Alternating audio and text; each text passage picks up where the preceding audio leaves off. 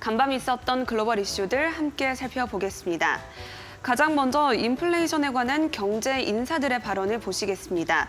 올해 첫 FOMC가 2주 앞으로 다가온 가운데 시장의 뜨거운 감자는 여전히 금리 인상 그리고 인플레이션입니다. 관련해서 월가 거물들도 인플레이션에 관한 견해를 하나둘씩 밝히고 있는데요. 하나씩 짚어보도록 하겠습니다. 가장 먼저 세계 3대 사모펀드인 칼라일 그룹의 공동 창립자 데이비드 루벤스타인의 발언부터 보시겠습니다. 루벤스타인은 평소 낙관론자로 알려져 있는데요. 연준의 인플레이션 목표치에는 의문을 제기하면서 결국에는 3%로 목표로 하게 될 것이다. 이렇게 이야기했습니다. 인플레이션을 억제하려는 연준의 정책은 효과가 있다고 보고 있지만 물가를 이전 수준까지 회복시키기에는 충분하지 않다라는 입장이었는데요. 젊은 버핏으로 불리는 헤지펀드 매니저 빌 에크먼도 같은 입장을 보였습니다. 연준의 목표치인 2%까지 낮아지기 위해서는 고용시장 붕괴는 물론이고 극심한 경기 침체까지 뒤따를 것이다 이렇게 분석을 했는데요. 따라서 여러 리스크들을 고려했을 때 연준의 목표치는 3%까지 올라야 한다고 밝혔습니다. JP모건의 CEO 제이미 다이먼은 인플레이션 목표치에 관해서 발언을 하지는 않았지만 기본적으로 높은 인플레이션이 깔려있기 때문에 금리는 5% 이상으로 오를 것이라고 전망했습니다. 이런 가운데 몇몇 연준 총재들은 파월 의장의 인플레이션 목표치인 2%에 도달하기 위해서는 더 높은 금리 수준이 필요하다고 이런 매파적인 발언도 내놓았는데요. 다음 달 1일 열리는 FOMC 소식을 계속해서 전해드리도록 하겠습니다. 다음은 로블록스에 관한 소식을 보도록 하겠습니다. 모건 스탠리가 로블록스에 대한 투자 의견을 기존 보유에서 매도로 하향 조정했습니다. 이제는 로블록스의 주식을 팔아야 할 때 이런 입장을 보인 건데요. 상승 여력이 제한적이라는 게 가장 큰 이유였습니다. 최근 지난 화요일에 로블록스의 주가는 장중심 2% 가까이 급등했는데 이에 대해서 오를 만큼 올랐다 이렇게 판단을 한 겁니다.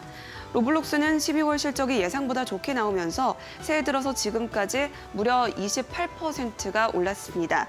모건 스탠리 측은 올해 상반기 동안 오를 수 있을 거라고 전망했던 그 목표 상승분을 모두 채웠다고 전했는데요. 따라서 상승 여력도 최소한으로 보고 있다고 전했고요. 더불어서 하반기에는 상승 속도가 더욱 둔화될 것이라고 판단했습니다. 이 소식에 간밤 로블록스의 주가는 개장 전부터 6%가 넘게 내렸는데요. 최근 로블록스의 급등으로 우리 시장의 메타버스 관련주들이 크게 오른 바 있습니다. 과연 이번 악재에 대해서는 어떻게 반응을 하게 될지 시장 흐름을 긴밀히 살펴봐야겠습니다. 다음으로는 애플 관련 소식들을 보겠습니다. 본격적으로 어닝 시즌에 돌입하면서 주요 기업들에 대한 실적 전망도 쏟아지고 있는데요. JP모건은 애플의 4분기 실적이 컨센서스를 밑돌 수 있다고 경고했습니다. 지난해 말에 폭스콘 공장의 생산 차질로 공급 문제가 발생했는데 이 공급 문제가 수요 감소로 이어지고 있다는 분석을 내놓은 겁니다. 따라서 애플의 목표 가격을 기존 $190에서 $180로 내리고 올 한 해 판매 추정치도 200만 대가량 낮췄습니다. 더불어서 이번 분기에도 수요 회복에 대한 확신을 갖기는 어려울 것이다 이렇게 이야기를 했는데요. 이런 가운데 애플의 감원 가능성에 대해서도 관심이 높아지고 있습니다. 최근 들어서 미국의 빅테크 기업들 사이에는 구조조정 칼바람이 불어닥치고 있죠. 그런데 애플만은 아직까지 관련 언급을 하지 않고 있습니다. CNBC의 보도에 따르면 대규모 구조조정은 보통 회사의 성장이 단기간에 이뤄진 후 몇 년이 지나서 발생을 한다고 하는데요. 실제로 감원을 발표한 기업들은 대개 팬데믹 기간 동안 고용을 크게 늘린 바 있습니다. 그런데 애플은 여기에 해당하지 않기 때문에 관련 이슈로부터는 자유로울 것이다 이렇게 분석을 하고 있는데요. 좋은 소식과 나쁜 소식이 하나씩 나왔습니다. 그런 가운데 지난 분기 실적은 2월 2일 발표가 될 예정인데요. 관련 일정도 살펴보시기 바랍니다.